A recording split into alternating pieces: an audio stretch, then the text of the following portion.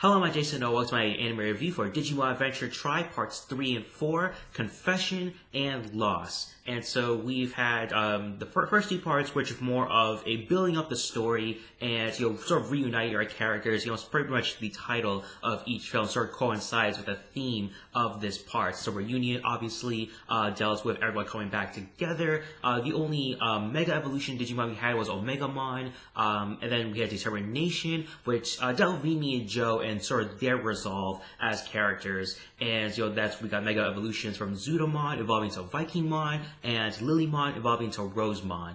And then we had Confession in part 3, where we have TK sort of and his refusal to tell everyone that Palmon is infected, and that sort of it spirals into a bunch of other things. And Mega Kabuterimon has to evolve into Hercules Kabuterimon in that big finale. The big finale fight scene, at least, for Confession. And finally, Loss. It really dealt with the loss of the memories and time the Digidestins shared with their partner Digimon. And even Sora was the biggest focus of Loss, where she really lost the relationship that she once had with Biomon. And, that eventually gets resolved at the end, where Garudamon evolves into Phoenixmon. And we have lots of other crazy plot twists, some positives and negatives, but for the most part, Digimon Adventure Tri has pretty much been sort of in the middle for me. It hasn't really been that great, but hasn't really been that bad either. It's gotten a little bit better and better as we've continued on throughout here. And I think there's like 2 more parts coming up. I know the next part is coming up September 30th, and so we're getting that part there sort of after that big cliffhanger we got after Loss, especially with all the things going on with Meikumon and Mei. They've been the biggest focuses of Digimon Adventure Tri throughout each and every part. And I think that's the biggest weakness of Digimon Adventure Tri as a whole, because Mei and Meikumon aren't really that interesting of characters to really care about what's going on in terms of their plot development and their traction as characters as well. I don't really feel they're that interesting to follow. I really just care about the development of all of our Digidestined from before in the original series, and so hopefully we get a lot more of them. And I don't think it's going to end up being that way, because Mei and Meikumon are being more included in the plot, and I think they're going to be much more bigger, especially after the big reboots that we did see in the 2 parts here. And that was sort of the big crux at the end of Confession and the beginning of Loss, is that the infected Digimon, it was all getting rampant. Patamon was infected and sort of spread to the other partner Digimon, and they sort of made a self-sacrifice for themselves. Even Mega Kabuterimon evolved to Herculesmon, and Tentomon decided he didn't want to save himself in spite of his friends. He wanted to save his friends along with everyone else. Everyone's trying to capture Meikumon, trying to restrain her, and it was a very impactful, emotional fight scene, one of the bigger ones for the whole entire series. So very effective job done by there in that fight scene. By the end of it, a reboot did occur. The Digidestined, sort of an anniversary of times during the summer, they go back to the digital world to seek out their friends and really try to reconcile, to see the aftermath of the digital world and everything else that's going on there.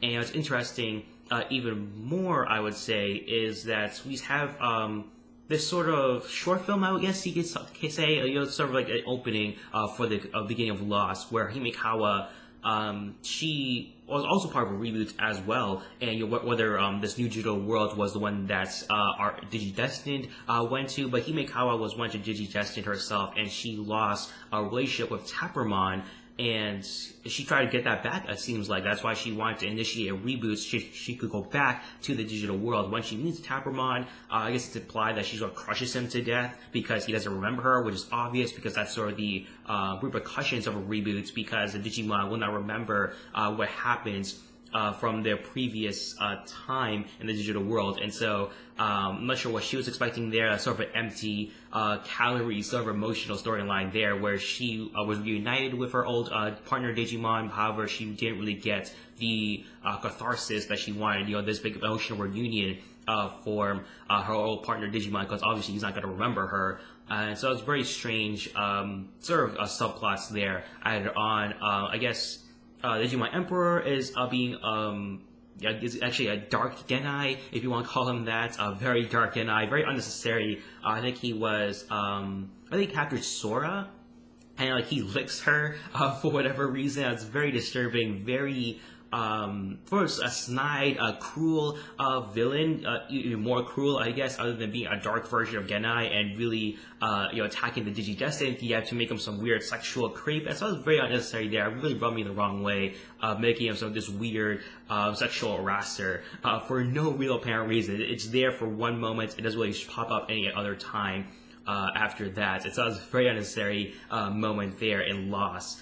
But for Confession, it was very interesting to see TK get his shine, and I think the next film is supposed to be, or next whatever parts film, whatever we want to call it, it's supposed to follow Hikari or Kari. I'll use the English names other than their Japanese names, but for Kari, we haven't really seen much of her, obviously, enough. Gatomon and Angelomon have not gotten their Mega Evolutions, and Kari, she's sort of been in the background, and we've seen bits and pieces of her development as a character, really just trying to care for her brother and Tai, and also TK as well. She's sort of been in the background for the most part. Obviously, Sora was the bigger focus in these two parts, being sort of the mother of the group, and seeing her being fractured with that relationship with Biyomon is very interesting because Sora, we got to see her crack a little bit. Tai and Matt, obviously the love triangle there was impacted as well, and we got to see a lot more Sora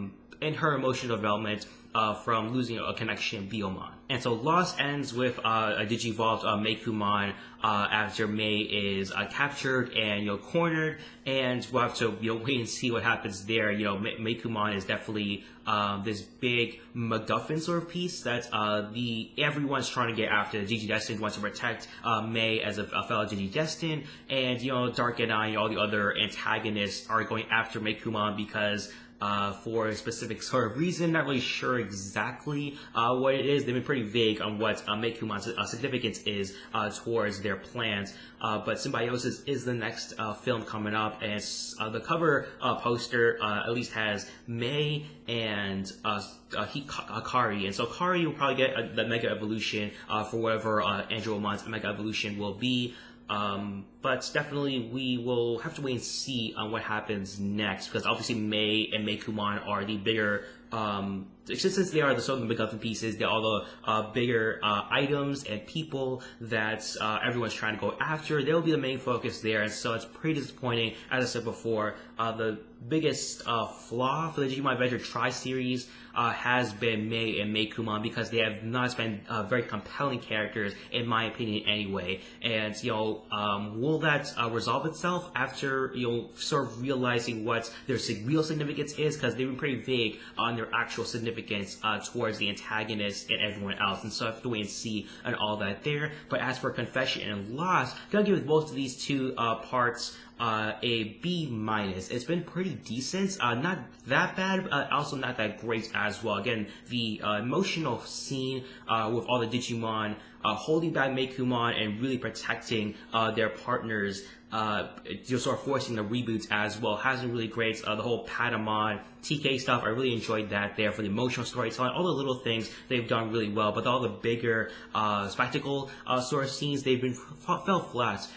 For the most part, I would say. There's some minor highlights here and there with the Mega Evolutions and such, but other than that, all the bigger sort of moments that they want to get these big emotional reactions, they haven't really worked out too well for me anyway. But that's really it there for Symbiosis. Hopefully they have a bigger step up for these last two parts here, because this will probably be the climax we're reaching here, since I think there's 6 parts in total, and so we've reached the sort of middle portions of the series after the 2 beginning parts, so we're reaching the climax, so hopefully it turns out to be a very good climax, at least for our very rough starts. And so what do you think about these 2 parts of Digimon Adventure Tri-Party? Thoughts in the comment section down below. Also make sure to rate this video and subscribe to the show if you have not already. Thank you for watching my anime review for my 2-part review of Digimon Adventure Tri and Confession and Lost. Hope you have a nice day.